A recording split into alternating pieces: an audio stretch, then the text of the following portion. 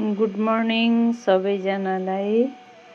अब चाहिँ हाम्रो यहाँ आसाममा धेरै गर्मी आउन थाल्यो र आज म एउटा शरबत बनाएर देखाउँदैछु। आज अक्षय तृतीयाको दिन अरे, शरबत आफूले पनि खानु अरे र सबै साथीभाइ कोही आउनेहरूलाई पनि शरबत बाँड्नु अरे भनेको सुनेको थियो र गर्मी पनि धेरै बढ्दैछ। त्यसले गर्दाखेरि आज मैले मर्निङ वाकमा जाँदाखेरि बेल भेटेर ल्याएर थिएँ र बेलको शरबत बनाउन मैले यहाँ तयारी गर्दैछु। यहाँ लिएकी छु मैले पानी, यो फिल्टरको राम्रो बिजाणुमुक्त पानी हो र यो बेल मैले ल्याएर थिएँ मर्निङ वाक गरेर आउँदाखेरि र यो निबु पनि घरकै हो अनि यो छ यो पनि घरकै हो र यो कालो निमक यति हालेर म बेलको शरबत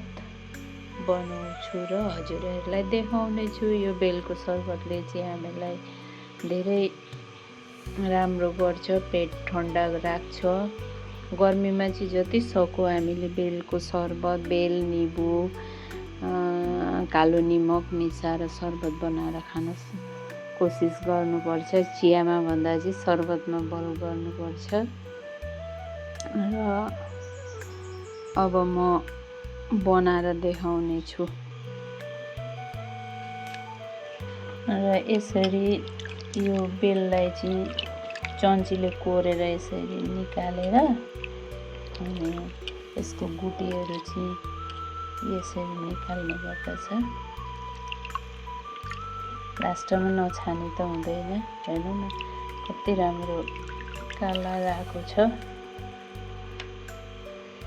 अनि यो चाहिँ लाएँ मैले निबुको रस। निबुले चाहिँ हामीहरूको फेटी लिभरहरू के भएको छ भने पनि निबु खाँदा चाहिँ फेटी लिभर हुन्छ र कोलेस्ट्रोलमा पनि निबुको शरबत खानु भन्दो रहेछ डक्टरहरूले। मैले चाहिँ यतिमा एउटा निबु हालेर छु। निबु धेरै छिप्पिएका पनि छैनन्, कलिला छन्, अलिअलि मात्रै रस निस्किँदैछ। त्यसले गर्दाखेरि चाहिँ एउटा निबु युज गरेर छु। हामी गाउँमा बस्ने मान्छेलाई चाहिँ कति सजिलो छ, आफ्नै घरमा निबु पनि छ, मह पनि छ, के अरे बेल पनि छ। टाउनमा बस्ने मान्छेले सबै थोक किनेर खानुपर्छ। हामीले चाहिँ घरको वस्तु बनाएर खान पनि हामीलाई कति अल्छी लाग्छ। किन अल्छी भएका यसरी अल्छी चाहिँ हुनु हुँदैन। र यस पछाडि म अब लाउँदैछु यो बिरे नुन। यो चाहिँ हामीले पतञ्जलीबाट किनेर ल्याएको छु। यो मात्रै हाम्रो किनेको हो, अरू चाहिँ सबै घरकै वस्तु हो।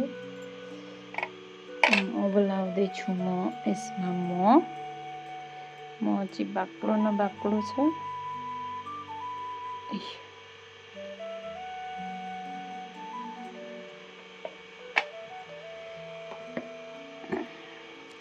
फाइनली हाम्रो बेलको शरबत बन्यो। बाई बाई सबैजनालाई। तपाईँहरू पनि ट्राई गर्न सक्नुहुन्छ, बनाएर खानुहोस्। यसले अपकार केही गर्दैन, यसले उपकारै गर्छ। गर्मीमा चाहिँ हामीले बेलको शरबत बनाएर धेरै खानुपर्छ। चियाभन्दा चाहिँ बेलमै बल गर्नुपर्छ। फाइनली हामीहरूको दुईजनालाई बेलको 2 कप शरबत बन्यो। हामीले यो बजारमा गुवाहाटीमा गएर चाहिँ किनेर खानु पर्नु भने 30 रुपियाँ कप नभए पनि 20 रुपियाँ कप गरेर लिन्छ। त्यहाँभन्दा बेसी लगभग 50 पनि लिन सक्छ होला। तर हामीले चाहिँ घरमै बनाएका। कस्तो लाग्यो ट्राई गर्नु होला हजुरहरूले पनि।